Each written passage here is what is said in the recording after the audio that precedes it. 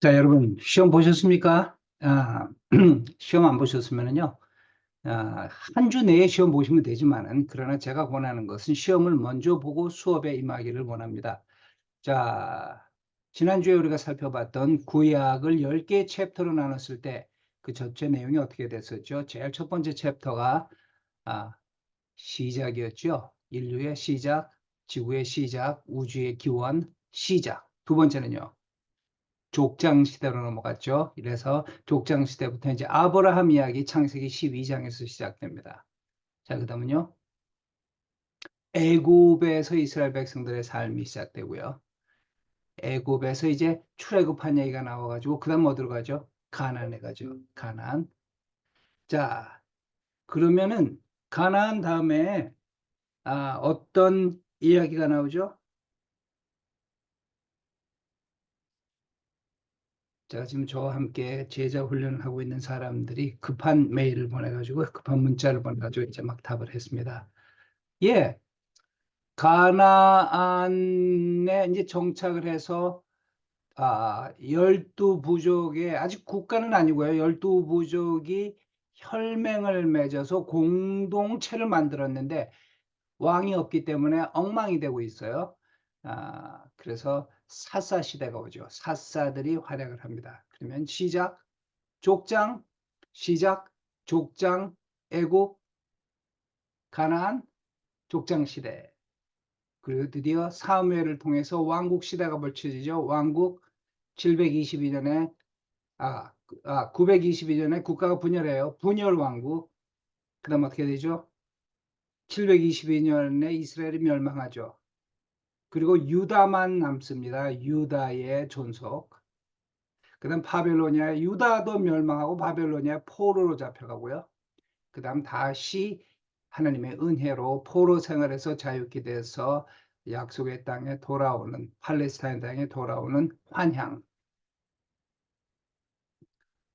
자, 오늘 우리가 다루고자 하는 건요, 모세오경의 저자가 누구인가? 오경의 저자가 누구인가? 모세인가 모세가 아닌가? 또 이것이 언제 쓰였는가? 어디에서 쓰였는가? 자, 이런 것에 따라 왜 이런 것이 중요하느냐? 누가 썼느냐? 저자의 의도가 무엇이었느냐? 언제 쓰였느냐? 이런 것들이 오경의 내용에 대한 해석이 달라지게 만들죠. 그렇기 때문에 누가 썼는가? 이 오경의 저작권에 대해서 분명히 짚고 넘어갈 필요가 있습니다. 우리 보수적인 기독교는요, 아주 쉽게 이렇게 말해버려요. 모세오경이다. 여러분이 제가 만들어서 여러분에게 보내드린 실러버스와 오리엔테이션 마주를 조심해서 읽으시면서 혹시 이런 걸 느꼈는지 모르겠습니다. 제가 모세오경이라고 강조를 하지 않고 저는 그냥 오경이라고만 적었습니다. 왜냐하면 모세오경 이렇게 말해버리면은 오경의 저자가 모세라고 아예 단정을 지어버리죠. 물론 지금 저는 오경의 저자가 모세가 아니라고 말하지는 않았습니다. 저도 역시 보수적인 신앙을 가지고 있는 사람입니다. 자, 그러면 이 오경의 특성이 무엇인가부터 우리가 분석해 가면서 오경의 저자가 누군지 한번 확인해 보죠. 오경에 나타나는 창세기에서부터 신명기에 나타나는 두 가지 아주 눈에 확 들어오는 특성이 있는데 첫째는 통일성이에요. 여러분 노트를 보십시오. 통일성. 영어로는 unity라 그러는데요. 내용이 통일돼 있어요. 그렇다면 그 저자가 모세이든 아니건 간에 한 사람이 집필했을 가능성이 있죠. 그리고 여러분들이 편집자라는 말이 굉장히 거슬리고 지금 현재는 익숙하지 않을 겁니다. 그런데 누군가가 모세가 쓴 글을 나중에 편집을 했다면 그 편집한 한 사람이 있다면은 내용 전체 통일성이 있겠죠. 누군가 의도를 가지고 스토리 전체 막 굴러다니는 스토리를 합쳐서 일괄되게 편집을 했다면은 아, 통일성이 있겠죠. 자, 그 1번 통일성 한번 볼까요? 분열성과 복합성에도 불구하고 오경은요, 내용이 통일되어 있습니다.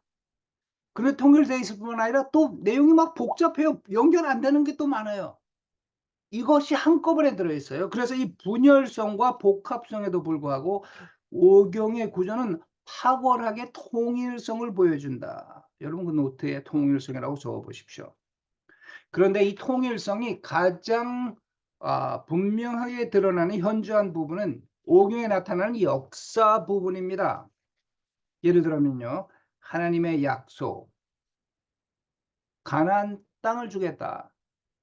또 한 민족을 이루겠다. 이러한 약속들 아브라함에게 딱 주셨어요. 그리고 선택. 아브라함과 그의 자손들을 선택하셨죠. 그리고 구원하시겠다는 약속. 근데 이스라엘 백성을 애굽에서 구원해 내셨죠. 그리고 언약을 맺습니다. 시내산에서 출애굽기 19장에 언약을 맺는 장면이 나오죠. 그리고 율법을 주십니다. 그리고 땅을 차지합니다. 약속하신 땅을 차지하는 얘기가 신명기에 나오고 이 얘기가 이제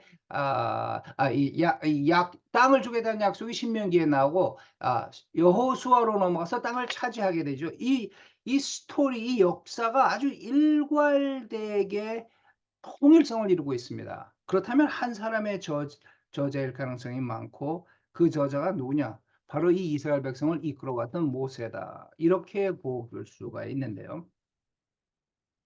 문제는 여기서 끝나버리면 이게 공부가 아주 간단하죠. 그렇다면 뭐 신학자가 뭐가 필요가 있겠어요? 연구할 필요가 뭐가 있겠어요? 두 번째는 복합성이 있습니다. 내용에 있어서 영어로는 complexity 혹은 diversity라고 하는데요. 자, 노트 한번 보십시오. 목적, 오경의 목적, 우상, 본문, 배열상의 통일성에도 불구하고 오경에는 두드러진 다양성과 복합성이 내재되어 있습니다. I'm sorry. 아주 다양하고 복잡한 내용들이 나옵니다. 그렇기 때문에 일부 비평적인 학자들은요, 이를 근거로 오경의 역사적, 신학적 가치를 부정적으로 평가합니다. 만들어낸 스토리다. 역사가 아니다. 역사라면 이렇게 아구가 안 맞는 스토리들이 막 연결돼 있을 수가 없다. 그렇기 때문에 신학도 엉터리로 만들어낸 역사에 신학적인 의미를 부여했을 뿐이고, 왜냐하면 신학적인 의미를 만들어내기 위해서 없는 역사를 만들어 쓴 것이다. 그래서 역사적 신학적 가치를 왜 한국말이죠? 부정적으로 평가하는 신학자들이 있습니다. 소위 우리가 말하는 리버럴한 학자들인데요. 연구를 하면 연구할수록 20세기 중후반에 와서는 리버럴이 많이 없어졌어요. 그런데 이제 리버럴이 왕성하게 드러나기 시작했던 건 1900년대 후반과 20세기 19세기 후반과 20세기 초반이었습니다. 오경은 모세 시대보다 이 리버럴한 학자들, 자유주의 신학자들이 강조하는 바는요, 오경은 모세 시대에 쓰여진 책이 아니라 모세 시대보다 훨씬 이후에 기록되었다. 훨씬 이후에. 근데 굳이 훨씬 이후까지 안 가더라도요, 아주 단순한 예로 만일 오경을 모세가 썼다면 어떻게 자기가 죽는 이야기를 쓸 수가 있었겠어요? 그런 생각 해보신 적 있죠? 죽은 제가 이런 얘기를 했더니 어떤 분은 그러더라고요. 그거는 예언으로 썼다. 그렇게 믿어버리면 연구도 할 필요도 없죠. 예언을 받아서 뭐 미래를 보고 썼. 그러면 그렇다면은 이런 예언을 받아서 내가 이렇게 죽고 이렇게 장사될 것이다라고 미래형으로 써야 되는데 과거형으로 쓰여져 있거든요. 그렇다면 이 글이 쓰여진 시기가 그 이후다라는 것을 암시하고 있죠. 두 번째, 오경에는 역사적으로 신뢰할 수 있는 내용이 그러므로 없다. 훨씬 이후에 쓰여진 것이 소위 건국 신화를 만들기 위해서 훨씬 모세 이후의 사람들이 1000년 이상 이후의 사람들이 역사라고 말하면서 허구를 만들어내었다. 그러므로 신뢰할 수 있는 내용이 역사적으로 없다. 그런데 이 기독교 신학자 가운데 올브라이트라는 엄청난 고고학자가 등장했습니다. 그가 고고학적인 연구를 통해서요. 오경에 있는 역사적 사건들, 문화적인 특성, 사회적인 특성들이 오경 내용과 일치하는 것을 발견해냈어요. 훨씬 이후에 만들어낸 스토리라면은 고대 아브라함이 살았던 시절의 문화적인 배경과 고고학에서 나온 것이 연결이 안 돼야 되는데 이것들이 착착 연결되는 것들이 나왔어요. 다시 말해서 오경의 내용은 역사적인 근거가 있는 내용이다. 이 올브라이트라는 학자는 대단합니다. 이 사람은 제가 읽기로는 한 20 몇 개의 언어를 핸들할 수 있었는데요.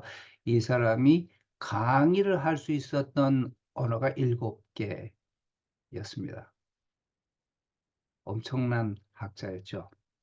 그런데 여러분 고고학을 다룰 때 또 조심해야 할 것이 있습니다.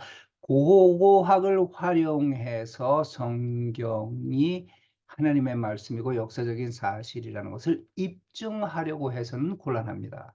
왜냐하면 고고학과 성경 내용이 맞지 않는 것도 있어요. 근데 성경을 고고학을 들어서 성경을 입증하려고 하면은 여러분 편집을 해야 돼요. 요런 거는 사용 안 하고 요런 것만 사용하고 그러면은 기독교가 샬로우해집니다. 그러나 특정 부분에 있어서 고고학이 아주 분명하게 고대 본문을 입증해 주는 그런 부분이 있는 것은 확실합니다. 자, 이 리버럴한 학자들 가운데 3번 오경에 기록된 종교적, 신학적 사고방식과 관습들은 몇 세기 이후에 만들어졌다. 역시 그 시대 고대 그 이야기가 아니라 훨씬 이후에 만들어서 글로 만들어진 것이다. 전문 용어로 짜가란 얘기죠. 짜가. 예. 거기 J. 웰하우젠이라고 제가 적어놨는데요. 독일 학자입니다. 영어로 하면 웰하우젠인데 독일어식으로 발음을 하면요. 율리우스 웰하우젠이라는 학자인데요. 1844년에 태어났어요. 그리고 1918년에 죽은 분인데 그러니까 1800년대 후반과 1900년대 초반, 19세기 후반과 20세기 초반에 아주 많은 활약을 했던 신학자입니다. 이분의 저술 가운데 Prolegomena to the History of Israel, 아, 이스라엘의 역사 서설이다라는 책이 아주 그 시대의 획기적인 책이었어요. 이분은 이 책을 통해서요. 모세오경이 아니다. 왜냐하면 모세가 쓰지 않았기 때문에. 모세오경은 모세 시대에 쓰여진 것이 아니라 포로 시대 및 포로 시대 이후의 작품이다. 왜 포로 시대 이후에 이 작품을 썼느냐? 이스라엘은 나라가 그냥 자연 발생적으로 생겨진 나라였는데 멸망했어요. 하나님 믿지 않고 살다가 완전히 망해버렸어요. 망한 나라가 이제 포로로 잡혀가지 않았습니까? 바벨로니아 포로로 잡혀가면서 이스라엘 백성들이 포로로 잡힌 유다 백성들이 깨우친 게 있어요. 우리가 이렇게 살면 안 된다. 하나님 믿는 신앙 중심으로 똘똘 뭉쳐야 된다. 그래서 뭉치기 위한 정신적인 지주를 제공하기 위해 이 나라가 이렇게 만들어졌다라는 신화를 써야 됐고 이스라엘 백성들을 긁어 나오는 모세라는 가공의 인물을 만들어서 이렇게 만들어진 것이 오경이다 라고 이 사람은 주장했습니다. 지금 현재 학계에서는요 그의 주장이 받아들여지지 않는데요. 그가 활동했던 19세기 후반에 이 설은 센세이션한 설이었고요. 모든 기독교가 이 설을 받아들였다고 생각하면 될 정도입니다. 그래서 이 눈으로 오경을 이해하고 성경 전체를 이해하는 경향이 있었습니다.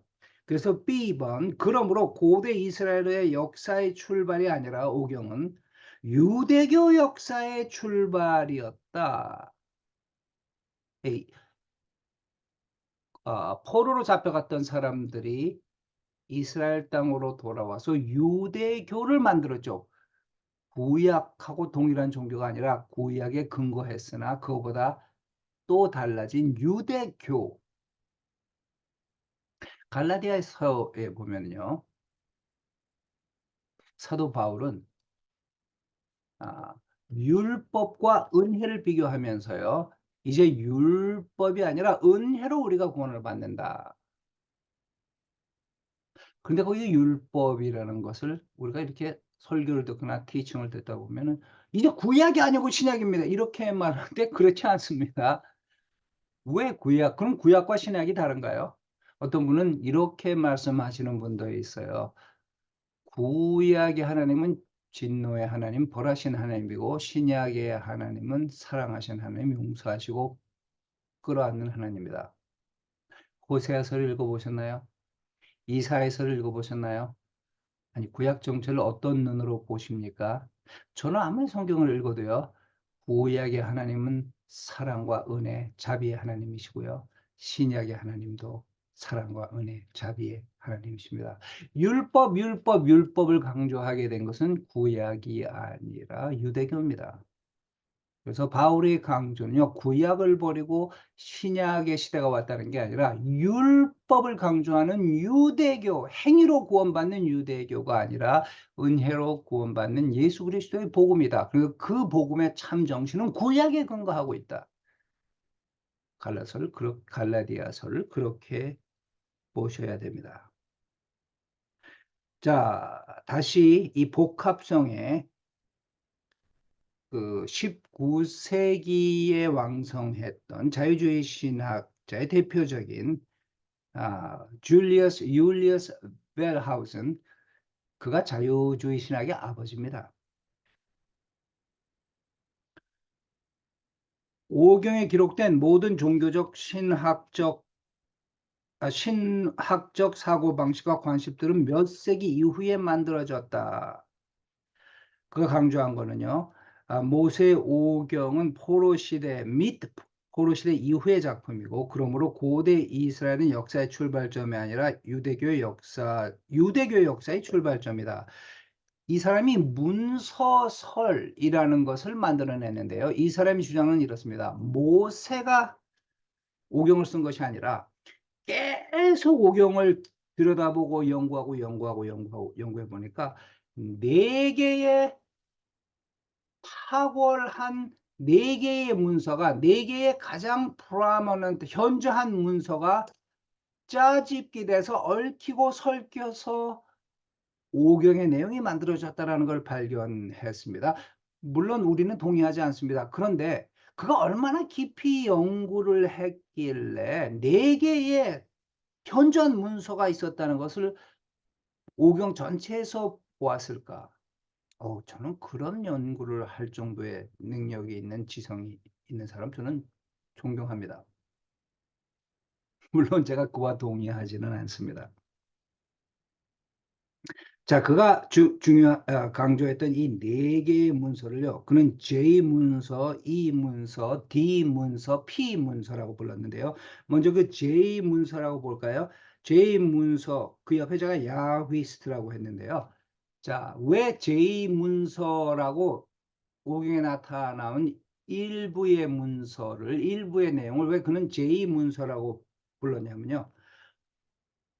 야휘스트라는 사람들, 영어로 하면 저호바를 믿는 사람들, 여호와 하나님을 믿는 사람들 있었다라고 그가 믿게 되는데, 그럼 여호와를 믿는 사람들 야휘스트라고 부르는데, 이 야휘스트는 누구냐? 유다에 살았던 고대 신학자들인데 기원전 950년에서 850년 유다에서 활동을 했고, 이들이 집필한 문서가 창세기부터 민수기까지 다양하게 드러나고 있는데, 무엇을 가지고 이들이 쓴 문서라고 주장하느냐? 하나님의 이름을 야훼, 영어로는 조호바, 우리 한국말로는 여호와라 그러는데 요 사이는 야훼라고 최근 성경 아마 개정 개역에는 야훼라고 번역되지 않았나 싶어요. 음, 여호와 혹은 야훼라고 하나님의 이름을 쓰고 있다. 그런데 그 다음으로 이 문서가를 또 발견했어요. 이 문서는요, 엘로히스트가 만들었다라고 벨하우즈는 주장하고 있는데요. 이들은 이스라엘에 살았던 신학자들로서 850년에서 750년 사이에 활동했고, 역시 그들의 글도 창세기에서 민수기 전반에 드러나고 있다. 왜 이들은, 왜 벨하우즈는 이 글을 쓴 사람들을, 이 문서를 만들어낸 신학자들을 이 엘로히스트라고 부르느냐 하면요, 이들은 하나님을 엘로힘이라고 부르고 있어요. 야훼라고 부르지 않고 엘로힘이라고 이끌고 있습니다. 예를 들면 여러분들이 잘 알고 있는 창세기 1장 1절, 태초에 하나님이 천지를 창조하시니라. 거기는요, 히브리어 원문으로 보시면요, 태초에 엘로힘이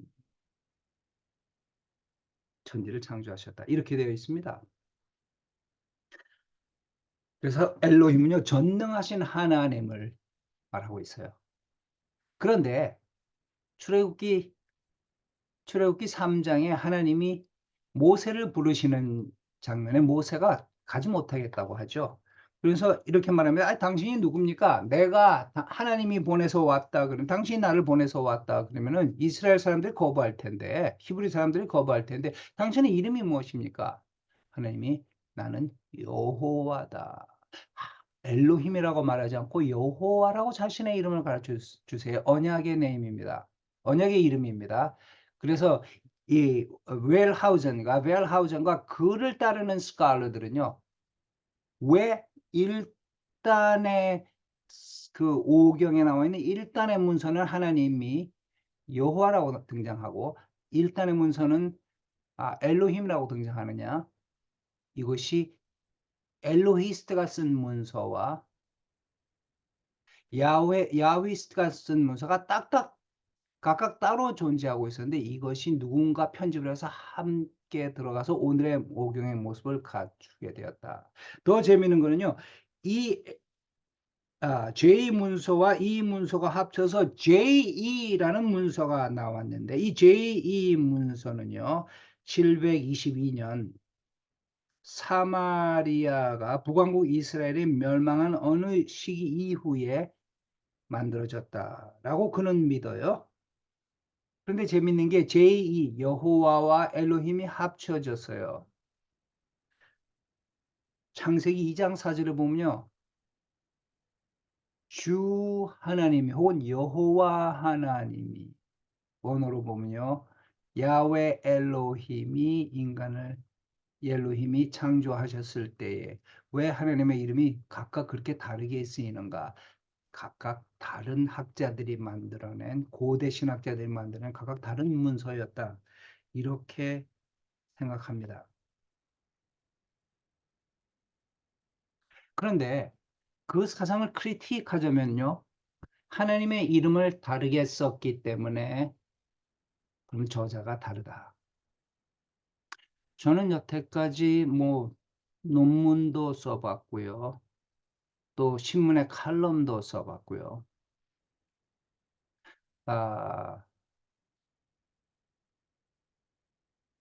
한번 제가 글을 쓰면서 저 자신에 대해서 이렇게 말했습니다.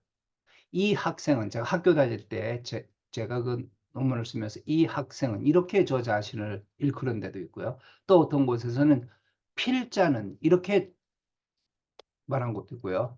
어떤 곳에서는 this researcher, 이 연구자는 또 이렇게 말한 곳이 있어요. 또 요사이 제가 신문 칼럼을 쓰면서 그냥 나는 이렇게 주장한다, 나 이렇게. 그러면은 벨하우전의 주장을 따르면은 저라는 한 사람이 글을 쓴 게 아니라 4명의 저자가 있어요. 과연 그럴까요? 하나님의 이름이 바뀌었다 그래서 저자를 꼭 바뀌었다고 봐야 되나요? 오히려 내용을 잘 분석해 보면요, 하나님의 전능하심이 드러나야 될 때는 엘로힘이라는, 능력의 하나님으로 나타내실 때는 엘로힘이라는 이름을 쓰고 있고요. 언약의 하나님이라는 걸 강조할 때는 야훼 하나님, 언약의 이름을 쓰고 있습니다. 단지 하나님의 이름이 각각 다르게 표기되었기 때문에 저자가 다르다, 그 부분에 대한 저자가 다르다, 지나친 추측일 수 있죠. 또 D라는 문서를 웰하우저는 발견했는데요. D는 Deuteronomist, 신명기를 쓴 저자다.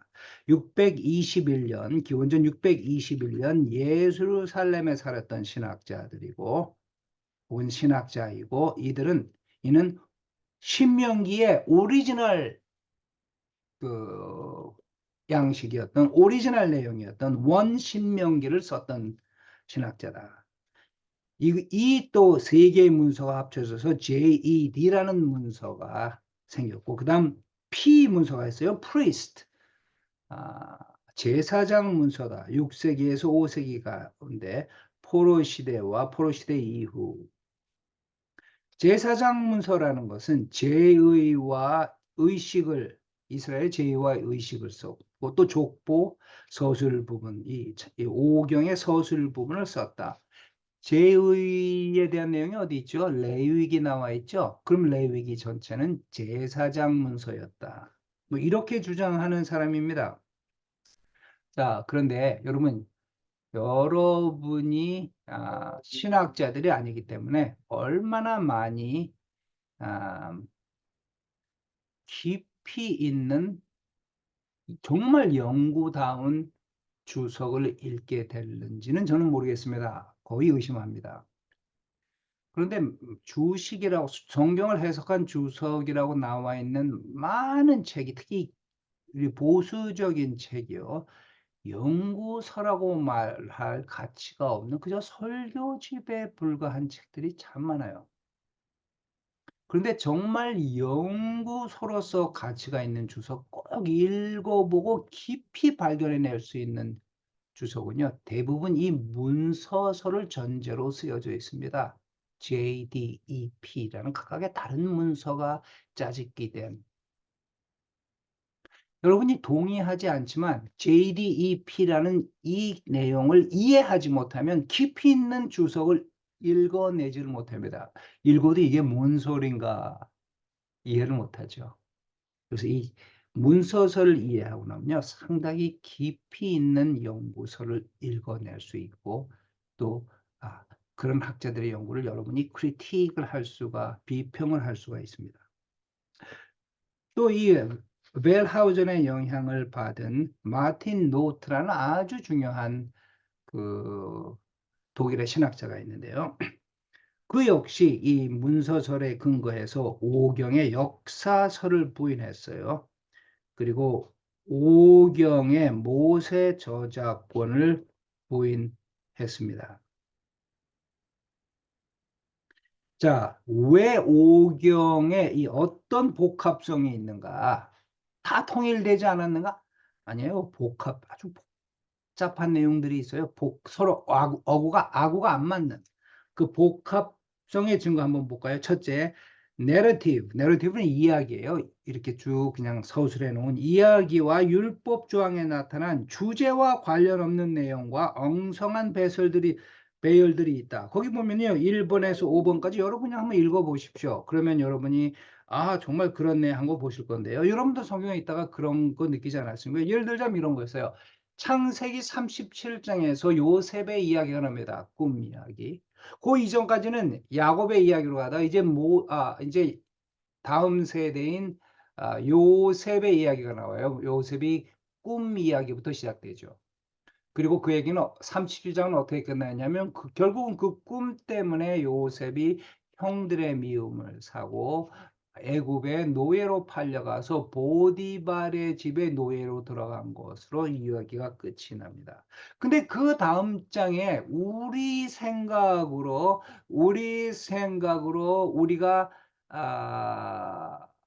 논리의 일관성이 있다면은요, 이제 보디발의 집에서 그가 어떻게 승승장구하거나 혹은 어떻게 어려움을 당하는가, 그 얘기가 그 다음 장 38장에 나와야 되는데 그렇지 않아요. 요셉의 이 이야기하고는 아무 관계가 없는 38장에서 유다와 다말의 이야기가 나옵니다. 연결이 안 돼요.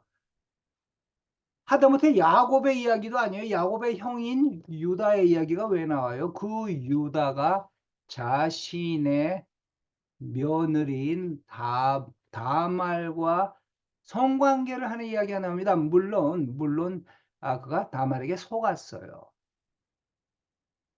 그래서 성관계를 하게 됩니다. 좀 더 읽어보면은 그가 며느리를 속였죠. 며느리와의 약속을 지키지 않았어요. 자기 아들이 죽으니까 고대 결혼 관습에 따라서 또 다른 아들을 며느리에게 주어야 되는데 그렇지를 않았습니다. 여인이 한을 품으면 한여름에도 뭐 서리가 내린다 그러던가요. 아, 그래서 다말의 속임에 의해서 유다가 족장 중에 하나였던 유다가 엄청난 죄를 범합니다. 그리고 그 다음 장에 39장에서 이제 보디발 집안에 살고 있는 요셉의 이야기로 다시 돌아갑니다. 그리고 요셉이 그 보디발의 아내가 인류 역사상 최초의 윙크를 하는 이야기로 연결되죠. 그 윙크에서부터 벗어는 났는데 그 바람에 엄청스럽게 고통스러운 삶이 이제 보디발의 지하 감옥에서 시작되죠. 자, 이렇게 37장과 39장이 연결되는데 그 사이에 들어온 38장은 이 내용들과 아무 관계가 없어요. 이런 다양성, 이런 복합성이 한 사람의 저자가 아니라는 것을 증명한다. 이렇게만 생각할 필요가 있을까요? 그 내용을 한번 잘 보세요. 37장부터 요셉의 이야기가 시작되는데 요셉은 혈기왕성한 젊은입니다. 38장에 나오는 유다는 며느리가 있는 할아버지예요. 다시 말해서 노인이에요. 그는 혈기왕성한 남자가 아니에요. 한물 전성기를 지난 놀이의 남자인데 그가 성적 유혹을 이기지 못했습니다. 이 남자가요, 젊은 사람뿐 아니라 상당히 성숙하고 나이 먹은 이 남자조차 성적 유혹을 벗어나지 못했습니다. 그런데 그 다음 39장에 혈기왕성한 젊은이 요셉, 그는 자신에게 주어지는 성적 유혹을 이겨버리고 극복하고 감옥에 갔습니다. 스토리가 연결이 안 되나요? 왜 거기서 통일성을 보지 못하죠? 자, 그러나 오경 내에 복합성이 있는 것, 연결이 안 되는 엉성한 배열이 있는 것은 사실입니다. 두 번째, 어휘, 문장, 배열법, 문체 및 각 부분의 전반적인 특징에 나타난 불일치가 있는 것 사실이고요. 그 다음, 신의 명칭이 하나님의 명칭이 왜 야훼로 나왔다가 야훼가 이제 이 언약의 이름이기 때문에 영어 성경에는 Lord라고 번역이 되고요. 우리 한글 성경에는 여호와 혹은 주라고 번역이 되어 있을 겁니다. 그리고 엘로힘이라는 이름으로 다양하게 등장하고 있는 것 사실이고요. 네 번째, 동일한 주제와 내용을 가지고 있으나 뚜렷한 차이점을 보이는 중복 본문들이 있습니다. 여러분 한번 읽어보시면 알 수 있습니다. 제가 다 읽지 않을 거예요. 예를 들자면 이런 거죠. 아, 아, 아브라함이 그 어디죠? 애굽에서 자기 아내가 너무 예쁘기 때문에 자기 목숨을 구해서 내 아내가 아니다, 내 누이다라고 거짓말했어요. 그런데 동일한 본문이 또 나와요. 이번엔 블레셋 왕에게 그가 거짓말을 해요. 근데 또 재밌는 게요. 이삭도 똑같은 짓을 해요. 블레셋 왕에게. 자, 이런 것들이 이게 스토리 하나를 가지고 여기도 집어넣고 저기도 집어넣은 엉성한 배열이다. 이게 중복되는 것 자체가 역사적인 근거가 없다. 그렇게 보면 그렇죠. 근데 꼭 그렇게만 볼까요? 인간이 죄를 지을 때 여러분 완벽한 인생을 살았습니까? 우리가 넘어질 때가 있잖아요. 근데 언제나 새로운 돌에 걸려 넘어집니까? 맨날 똑같은 영역에서 똑같은 반복적으로 죄를 짓고 실수하던가요? 근데 참 이상하죠. 내 애가 나의 눈모습, 이 눈매와 나의 키와 이런 것만 닮았다면 모르겠는데 성격도 닮네요. 내가 하는 꺼벙한 짓을 얘도 하네요. 인간이 닮는다는 거 참 신기해요. 자, 그리고 다섯 번째, 모세 이후의 것이 분명하게 드러나는 구절들. 여러분 한번 읽어보십시오. 분명하게 드러나는 구절들이 사실은 있습니다.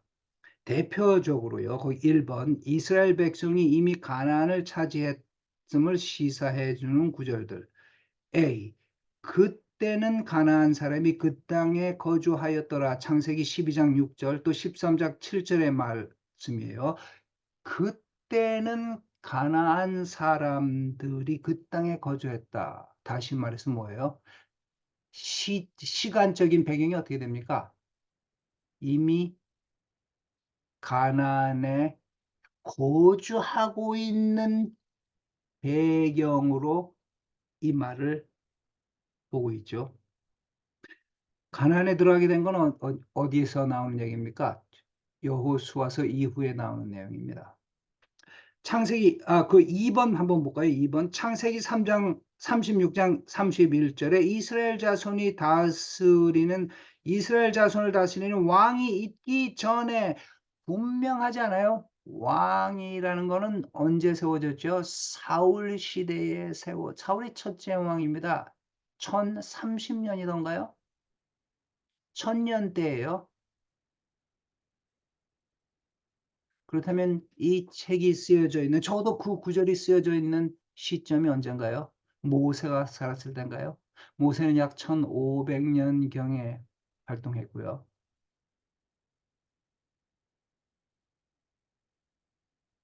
사울 이후 1030년에서 다윗이 활동했던 시절이 1000년이라면 그 배경으로 이 글이 쓰여진 것이 보이지 않습니까? 그렇다면 여러분 이 글을 모세가 쓴 글이라고 믿으시겠습니까? 자, 그 네모 안에 한번 글씨 보죠. 이런 복합적인 측면들과 심각하게 씨름하지 않고는 오경의 문학적인 특징과 기원에 대해 올바른 평가를 내릴 수 없습니다. 한마디로 말해서 모세가 썼어. 딴소리 하지 마. 너 왜 믿음이 없어? 기도하지 않아? 이렇게 단순하게 말해 버릴 수는 없다라는 거죠. 자, 그럼 이제 한번 정리를 해가지고 저작권에 대해서 저작권, authorship이 무슨 의미인가? 모세오경은 누가 썼는가? 좀 더 엄밀하게 말해서 모세오경이 아니라 오경은 누가 썼는가? 1번, 모세오경은 익명의 작품입니다. 성경 어디에도 모세오경이라는 말은 없습니다. 누가 썼다라고 성경은 말하지 않고 있어요. 모세가 오경 전체를 기록했다는 말은 부재합니다. 그러나 부재했기 때문에 모세가 오경을 썼다는 말이 없기 때문에 모세가 오경의 저자가 아니다라고는 말해버릴 수 없는 게요. 2번 익명성은 고대 문헌의 보편적인 특징입니다. 익명성, 저자 이름을 말하지 않는 건 고대 문헌의 보편적인 특징입니다.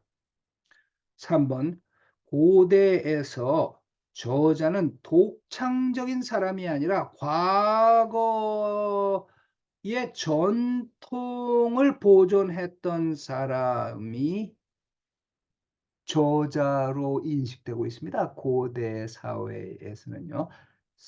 글을 썼던 사람이 아니라 과거의 전통을 보존한 사람. 그 전통이 누구의 전통이냐? 그렇다면요. 오경의 내용, 이 전승의 이 오경이라는 내용이 전통적으로 내려온 가장 센터에는 모세가 있는 것이 사실이죠. 모세의 이야기입니다. 더 나아가서 고대 문헌은 개인의 재산이 아닌 공동체 자산이었습니다. 이스라엘 공동체가 가지고 있던 자산이었고, 이 자산의 오리지네이터 원주인은 모세이고 모세의 이야기이며, 이것은 모세의 전기이고 모세를 통해서 주어진 율법이고, 고대인들은 그렇게 저작권을 이해했다면은 모세 오경이라는 이해가 조금 더 잘못된 것이 아닙니다. 두 번째, 오경의 저자가 익명이지만 모세가 단 오경의 일부분이라도 기록했다라는 기록이 있는가? 있습니다. 모세의 저술 활동을 보여주는 기록들이 거기 나와 있습니다. 두 번째, 모세의 저술 활동에 대한 언급은 포로 시대 전후의 다른 문학 속에, 포로 시대예요. 산재해 있어요. 다른 문헌 속에. 1번 초기의 책, 포로 시대 이전의 선지서들은 모경에 대한 모세 저작권을 언급하지 않고 있어요. 이사야서, 미가서, 아모스서, 호세아서, 8세기 선지자들이 모세의 글에 의하면 이런 말 하지 않습니다. 그럼 우리가 쉽게 알고 있는 오경은 모세의 책이다. 초기 선지자들이 초기라는 표현보다는요. 아, 포로 시기 이전의 선지자들은 그런 말을 안 해요. 또 포로 시기 그 2번 포로 시대 이전의 역사서, 예를 들자면 여호수아, 사무엘 상하, 열왕기 상하 역시 모세의 저술 활동에 대해 거의 언급하지 않고 있으며, 오직 신명기에서만 모세가 율법을 받아 적는 장면이 나오죠. 물론 모세가 오경 전체를 적었다는 얘기는 아니에요. 일부 적었다는 언급을 하고 있을 뿐입니다. 그런데 포로 시대 이후의 문헌들, 예를 들자면 역대기, 에스라, 느헤미야, 다니엘 등의 책에서는 오경의 권위를 모세에게 돌리고 있습니다. 모세의 책에 의하면, 율법 책에 의하면 모세의 권위가 이때부터 모세가 저자로 드러나기 시작합니다. 자, 포로 시대 이전의 문서에서는 모세의 저작권을 전혀 강조하지 않고 있는데, 포로 시대 이후부터 모세의 저작권이 강조되고 있다는 건 뭡니까? 모세가 저자라는 말이 성경의 초기부터 들어간 것이 아니라 그런 이해로 신학적인 발전이 있었어요. 성경 시대 안에서. 그럼 이 사실을 어떻게 해석할 것이냐? 첫째, 모세의 전통이 모세와 관련된 일부 율법서들로부터 점점 발전해서 신명기 전체를 모세가 쓴 거고, 나가서 모든 율법을 모세가 쓴 거고, 오경 전체를 모세가 썼다라고 사상이 발전해 나갔다는 것을 볼 수가 있죠. 그래서 율법 이퀄 모세의 책이고 이퀄 모세가 썼다. 신약 세계는 그렇게 이해하고 있습니다. 누가복음 24장 27절에서 그렇게 말하고 있고요. 구약 성경 전체를 지칭해서 아예 모세와 선지자다. 선지서와 모세의 글, 다시 말해 오경. 신약 세계는 이렇게 말하고 있습니다. 탈무드와 교부들의 체계까지 이런 사상이 들어가는데, 탈무드라는 건 아주 쉽게 말하면요, 포로 시기에 유대인들, 또 포로 시기 이후의 유대인들이 오경을 해석한 카멘터리, 주석이라고 볼 수 있어요. 또 교부들은 교회 교부들이죠. 이들의 체계까지 이제는 모세가 오경의 저자다. 라는 사상이 확고하게 들어가기 시작합니다. 그러니까 모세가 저자라는 것은 그 사상은 발전해 나온 사상이에요. 이제까지 이 모세의 저작권에 대해서 한번 정리해 보죠. 첫째, 성경의 자료와 고대 전승은 모세가 역사문헌, 율법문헌, 시적문헌 등을 기록했다는 것을 입증하고 있다. 예를 들자면 오경의 형성 과정에 모세의 절대적인 공헌을 인정하고 있고 저작권을 인정하고 있다. 예, 고대 전승이요. 아주 초반부의 전승은 그렇지 않은데 갈수록 그것을 강조하고 있어요.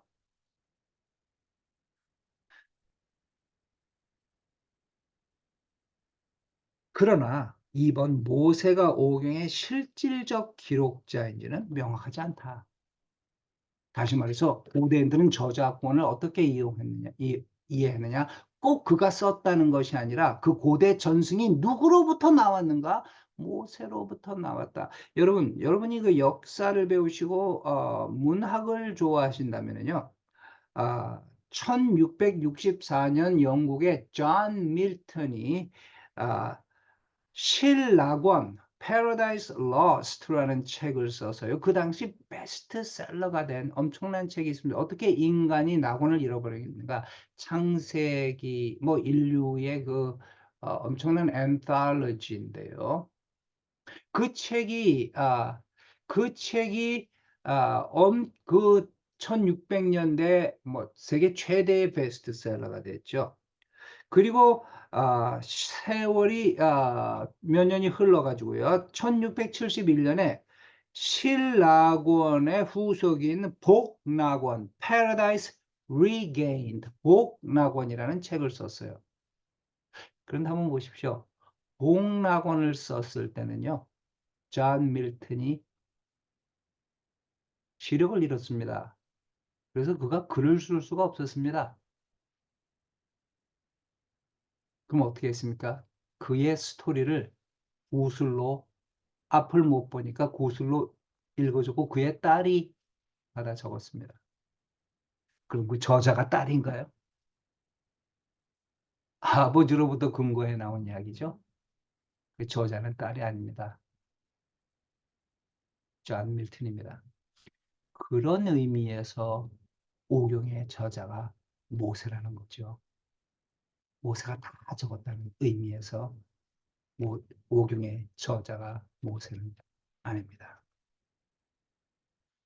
자, 오경 배후에 있는 복잡한 전승사와 복합적 성장 과정을 인정하고 이해하셔야 됩니다.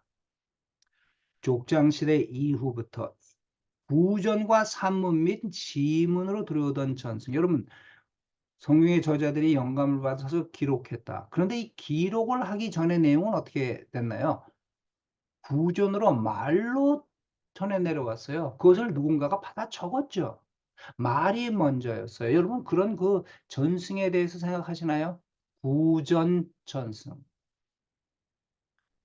이거 이렇게 구전으로 떠들어오던 내용들과 기록으로 내온 것들이 다윗 시대에 수집되어서 오늘의 오경의 모습으로 편찬되었다라고 믿는 것이 우리 복음주의 보수적인 기독교인의 교학자들의 공통적인 견해입니다.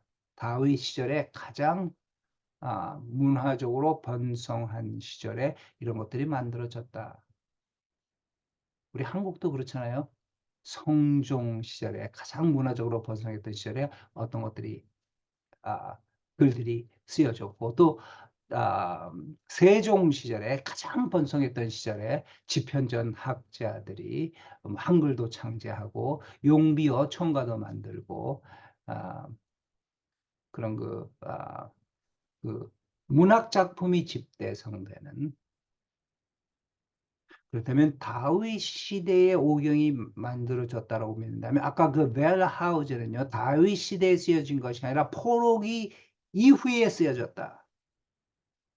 그렇다면 다윗 시대의 이 오경이 만들어졌다면 오경의 메시지는 다윗 시대를 향해 전파된 메시지일 것이고, 벨하우전의 주장을 믿는다면 그 메시지는 포로에서 돌아온 사람들에게 준 메시지겠죠. 그래서 오경의 해석이 달라지겠죠. 재밌지 않아요? 자, 위의 기록들이 여러 개의 편집물들을 통해 수집되었다가 포로 시대 이후 에스라에 의해서 최종적으로 단일 저작으로 편집된 것 아닌가라고 학자들은 결론을 내리고 있어요. 왜 이렇게 가정하느냐? 그 이유들은요. 첫째, 성경은 에스라를 모세율법의 정통한 학자로 묘사하고 있습니다. 에스라 7장 6절, 11절, 12절. 에스라의 임무는 율법을 가르치고 율법을 지키게 하는 것이었고요. 유대교의 전통을 보면은 토라의 최종, 토라는 오경을 말하는 그 율법을 말하는 히브리어예요. 토라의 최종 완성자로 에스라를 지적하고 있습니다. 아까 말했던 그 엄청난 구약학자이며 고고학자였던 올브라이트는요.